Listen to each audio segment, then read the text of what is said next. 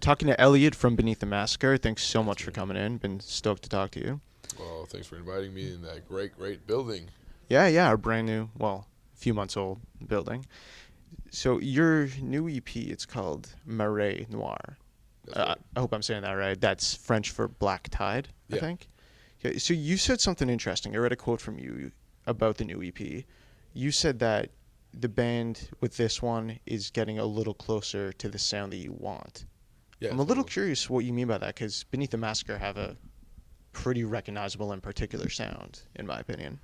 Yeah, well, it's like I think any musician's always trying to go for something, but everything you get from it is always, it's not as good as you would have liked it to be. But it's like I just feel like on Marais Noir we're really getting damn close to what we've been trying to do for now almost like 7 years, and Really, it's interesting because, I mean, I wouldn't mistake songs from one album for the other necessarily, but you do have it sounds like Beneath the Massacre. yeah, Like it's yeah, a yeah, certain yeah. style. No. Don't get me wrong. We're Beneath the Massacre. We're not trying to change or reinventing our style or anything, but it's just like, let's say in the songwriting or little twist in the song, the lyrics, the entire concept of the EP, the little small things that sometimes I know most people don't even recognize the difference. I know, but like for us, for like the musicians and everyone surrounding the bands, we really notice the small differences make, in the end, like the difference between a good release from us and a bad release from us. That's, Okay, well, so you mentioned the lyrics. yeah. The album's called, well, the English translation is Black Tide. There's Yeah. a track called, well, kind of interlude called Drill Baby Drill, and there, well, title-wise. Is there a theme going on in the lyrics? Well, actually, the main theme is the absurd man. The definition of the absurd man by Albert Camus. But the thing is that as I was writing the lyrics for the album, the Black Tide BP's Oil oil spill. spill was happening, and it was just like such like a good example of what I'm talking about, like of being absurd and being like, that was just like the peak of absurdity. And I was already working with the title of Black Tide, so I thought it was very interesting to like, it was very like ironic that it happened at the same time, Right. How important is it to you that listeners get the lyrics either? Well, I know they don't, so no, but seriously, I know like most of them like our fans are just there to like for the extreme music and everything. So I don't. It's not. It's more like I read books. I read what I like to read, and I feel like it's good for me like to write stuff that I don't know how to explain. I couldn't be screaming and putting as much passion and energy in something I don't believe in, or I think it doesn't have any meaning, or Right.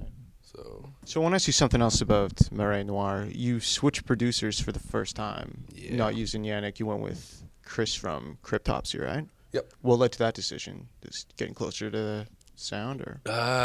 In fact, it was really like a lazy decision because it's just because Yannick lives like 9-10 hours from Montreal, and we were like, oh man, this is just an EP. Are we really gonna drive 10 hours of like in northern Quebec to go like and hit mooses and stuff with the van just like to go produce like a 5-track album? So no, and on top of that, Bradley, our guitar player, like worked with Chris Donaldson in the past for a band called Immersed in Ottawa. Okay. And because he Chris Bradley, our guitar player, also produces albums, so it was just like he said, "Hey man, I worked with Donaldson, and it was really laid back. It worked. Everything went well. So why don't we just go with him? Which he lives like 20 minutes from my place, So yeah, Wow. Okay. yeah, a little easier for me. Okay. So I guess speaking of other bands, sort of, there's one last question I want to ask you. We ask this of everybody that comes in here. Can you name 5 essential albums? Oh wow. Yeah. 5 essential albums. Yes. Okay, for me, I mean, Death. Ah man, it's so hard to say which one of Death, but I mean, I know a lot of people will be like, "Whoa, that's not the right album," but I would say, the Sound of Perseverance. Is that? Yeah, Yeah, that was the but last one. yeah, but Symbolic's also fucking freaking awesome, you know. But also, for me, Berrurier Noir, which is a French punk band, with Souvent Fauché, Toujours Marteau. This album just made a huge like difference in my life. Maybe you gotta throw some hip hop in there. Onyx, All We Got Is Us. What else? Man, that's so hard, man. I got. Let's say okay. Okay, let's throw Dying Fetus, Killing on Adrenaline. That's also an album that had a huge impact on my musician, influences. And one last one. Let's go for No Effects, Punk and Drublic. That's a surprising one. Yeah, no, we're like always been like fans of punk rock, and I grew up listening to punk music. That's Oh, okay. Yeah. so actually even like more punk than No Effects for me. Like No Effects is like poppy punk, you know. Yeah. Well, I mean, I guess regarding Between the Massacre, kind of breakdowns are the only thing punk related that I can. See, that's weird. When I start listening to hardcore music, Yeah. the like breakdowns for me were metal parts, you know. Yeah. Because Well, the I mean, big there's so chun, much chun, chun, you know? crossover though. Oh yeah.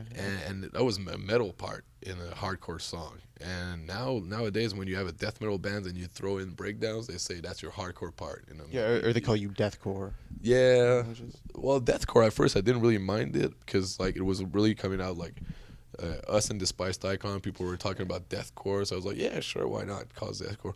But then tons of shitty bands started claiming like deathcore label, and I was like, oh, I'm not sure if I want to be associated with that. Yeah, well, it's kind of like metalcore. It all of a sudden became like it's sort of crossing over with what people call mallcore, and it's a, Yeah, Hot Topic core. yeah, exactly, yeah, yeah. But I mean, they're good bands of every genre. All right, Yeah. Elliot, thanks so much for coming. Man, thank you, man.